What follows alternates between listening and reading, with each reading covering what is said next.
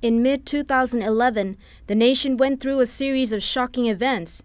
3 of the Army's helicopters crashed in about the same area, which claimed the death of 16 officers and 1 civilian, where the daunting task of the search and rescue mission went by for the most heart-rending weeks. It all started on July 11th. A military helicopter from Thapayase camp entered the jungle on a mission to track down illegal loggers. They arrested 6 suspects and seized a 70-rai plot of farmland, a number of cottages, and paddy stalks. However, fierce weather had made it impossible for the helicopter to leave the jungle for 4 days, and food was running out. On July 16, the Army sent the Huey helicopter to transport officers and civilians trapped in the Gangrajan National Park out to safety. During its 3rd round, the chopper crashed around noon in the jungle, connecting Ratchaburi and Phetchaburi provinces. It was confirmed in the following day that 5 officers on board were killed. On July 18, officials started a new mission to retrieve the bodies of 5 soldiers killed in the helicopter crash, which was in an area reportedly 400 kilometers away from the Thai-Myanmar border. Thai officials had to ask for cooperation from Myanmar military force to help locate the unfortunate helicopter. We've set our missions at 3 stages. First, at the crash scene, which some of our teams have reached the target point. Second, we will be stationed here for coordinating with the first team, and the third being stationed at Gangrajan camp as a backup. We have been linking our information all the time to keep watch when the sky is open. I would like to inform that the commanders and the army chief are all concerned about the forces and knowing how difficult working in this place is, but they have ordered all related agencies to cooperate in this mission in full stream.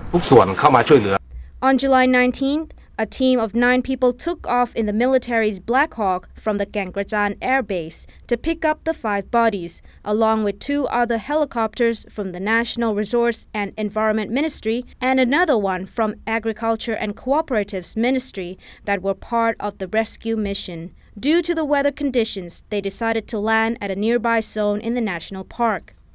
The 3 helicopters were approaching the landing zone, but only the Black Hawk decided to carry on with the mission as dark clouds and rainfall began covering the area. At around 11:55 a.m. local time, radio contact with the Black Hawk helicopter was lost, while a radio center in Ton Nam Phet reported that a loud explosion had been heard from an area near the first helicopter crash. The event was haunting the Thai people once again, who were praying and hoping that there be survivors. While the mission to retrieve the 5 bodies from an earlier crash was eventually successful, a new mission arises to search for the Black Hawk Down when the military has confirmed that there was no survivor from the Black Hawk Down. By July 24th, officials were able to retrieve 2 bodies from the Black Hawk: Major General Tawan Reung Si, the 9th Infantry Division Chief and Commander of the Surasi Task Force, and Son Vichai Kongtanikun, a TV5 channel cameraman.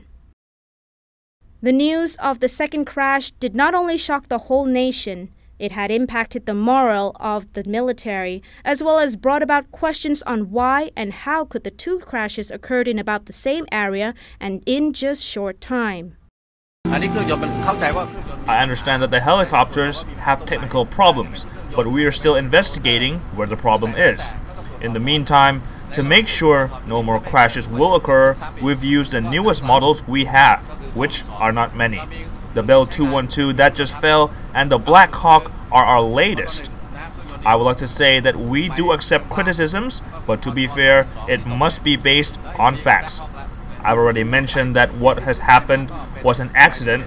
Second, it was unprecedented. And third, there was a technical difficulty. All 3 of the crashes coincidentally occurred in about the nearest time, which has impacted the military. But I must say that we soldiers cannot be deterred, as we have been through this situation for numerous times. With this time, it is most severe. The Army always regret to what happened, and we don't know what to do as we do not produce our own helicopters. We bought them from others and have been keeping maintenance up to the manufacturer's standard. On July 25, just 4 days after the second crash, the Bell 212, which was to continue transport the bodies of the rest ill-fated soldiers, crashed before it reached the landing spot, killing 3 and injuring 1.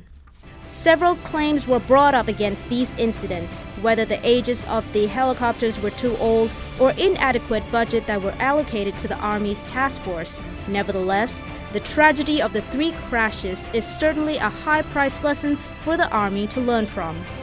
One thing that remains from this historic event is the final footage taken by the ill-fated cameraman showing the Braveheart soldiers who served their duties during the last moments of their lives.